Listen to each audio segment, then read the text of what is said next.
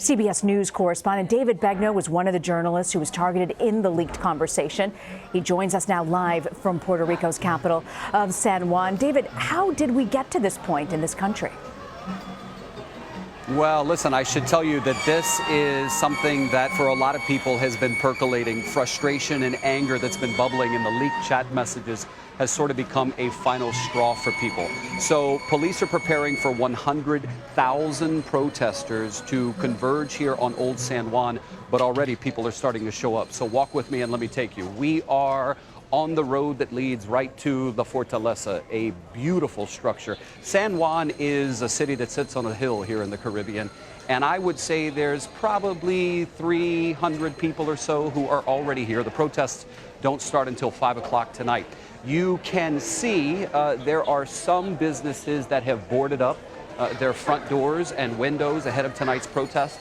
There was a protest 48 hours ago that started off very peaceful and turned violent.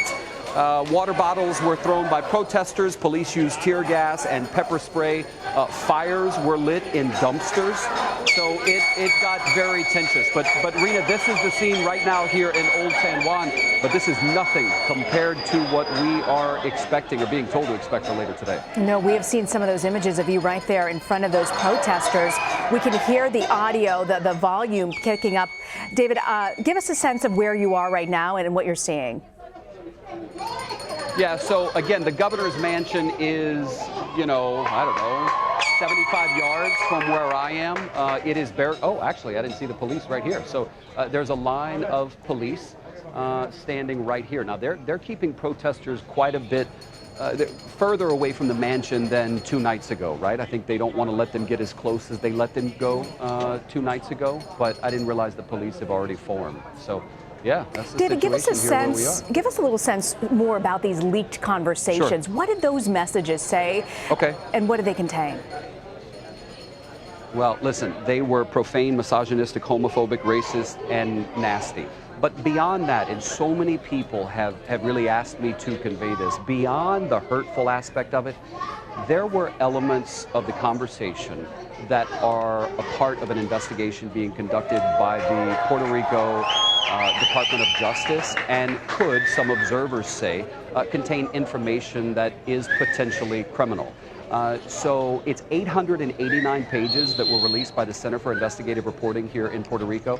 The governor has already apologized. Actually, he said it was shameful. And you have to remember, the governor here actually ran the whole chat room, right? So it was Telegram, an app that you can download on your phone that they were all in. And he was the guy who ran the chat. And it was members of his administration who were participating in it. Rena, I want to play a little soundbite. Yesterday, we've been trying to talk to the governor, and he just won't do a one-on-one with us. But yesterday at a press conference, and I had 8 questions for him, one of which was this.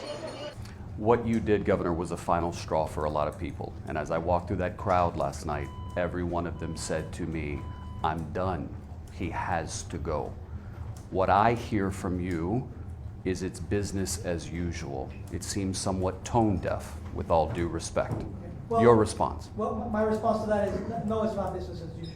I recognize that this is a big hit, and I'm working to remediate it.